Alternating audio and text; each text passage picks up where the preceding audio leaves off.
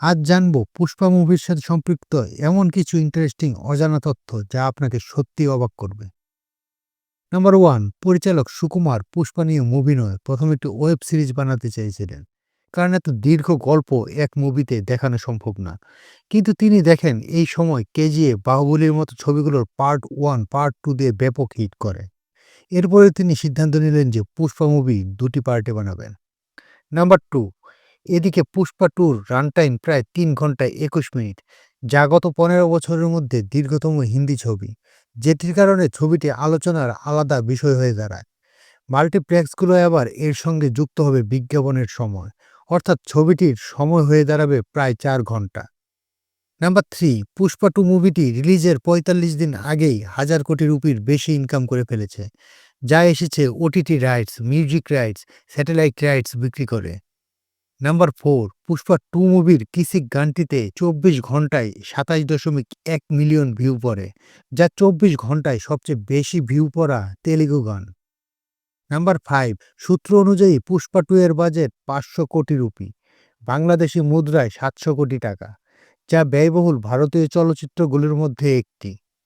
Number 6, বিভিন্ন সূত্র থেকে জানা যায় পুষ্পা 2 এর সিংহভাগ সিন নতুন করে শ্যুট করা হয়, যার জন্য ছবিটি তৈরি করতে অনেক সময় লাগে। নাম্বার 7, এটিই প্রথম টলিউড মুভির টিজার, যা ১.৫ মিলিয়ন লাইক পায়। নাম্বার 8, মুভির শুরুতে যে বনের দৃশ্য দেখানো হয় সেটি অরিজিনাল বনের দৃশ্য, এতে কোনো সেট তৈরি করা হয়নি। আন্ধ্রপ্রদেশের মারেদমিলি বনে মুভিটির শুটিং চলে, সেজন্য পুরো টিমকে সেখানে পৌঁছানোর জন্য প্রতিদিন ৩০০ গাড়ি ব্যবহার করতে হয়। বনের যাতায়াত সহজ করতে ৪টি নতুন রাস্তা তৈরি করা হয়, যেখানে লাল চন্দন কাঠ নিয়ে যাওয়ার একটি দৃশ্যের শুটিংয়ের জন্য অনেক লোকজনের ভিড় দেখানো হয়। প্রায় ১৫০০ লোকজনকে একত্র করতে হয় ওই সিন শ্যুট করার জন্য, আর ৫০০ লোক তো প্রতিদিনই লাগে পুষ্পা মুভির শুটিংয়ে। ফ্যাক্ট নাম্বার 9, একজন ফটোগ্রাফারের হাত ধরেই সিনেমার প্রতিটি দৃশ্য জীবন্ত হয়ে ওঠে, আর পুষ্পার প্রতিটি দৃশ্যকে অসাধারণ করে তোলার পিছনের মানুষটির নাম হলো মিরোসলা কুবা ব্রোজেক, যিনি হলেন পোল্যান্ডের একজন নামকরা সিনেমাটোগ্রাফার। তিনি দীর্ঘদিন ধরে দক্ষিণের চলচ্চিত্রে কাজ করছেন। নাম্বার 10, কেরালার জঙ্গলে শুটিং চলাকালীন সময় পুষ্পা টিমকে চন্দনের কৃত্রিম বান্ডেল নিয়ে জঙ্গলে যেতে হয়।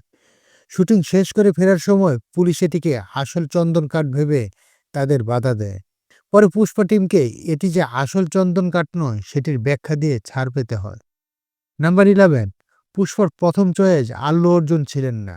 জানলে অবাক হবেন, পুষ্পার জন্য প্রথম প্রস্তাব যায় মহেশবাবুর কাছে, কিন্তু মহেশবাবু মুভিটির স্টোরিতে কিছুটা পরিবর্তন করার অনুরোধ করে। এরপর প্রজেক্টে যায় আল্লু অর্জুনের কাছে, আর আল্লুর স্টোরিটা পছন্দ হয়ে যায়। তারপর বাকিটা তো ইতিহাস। নাম্বার 12, এটি আল্লু অর্জুন এবং সুকুমার কম্বিনেশনের থার্ড মুভি। এর আগে পরিচালক সুকুমার আল্লু অর্জুনকে নিয়ে দুটি মুভি বানায়, একটি আরিয়া 1 আর আরিয়া 2, আর সেই দুটো মুভি কতটা সফল হয় তা সবাই জানে।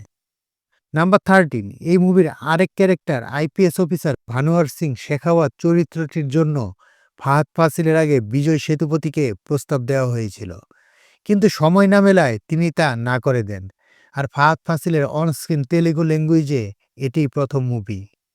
নাম্বার 14, এবার একটি ইন্টারেস্টিং ফ্যাক্ট বলি।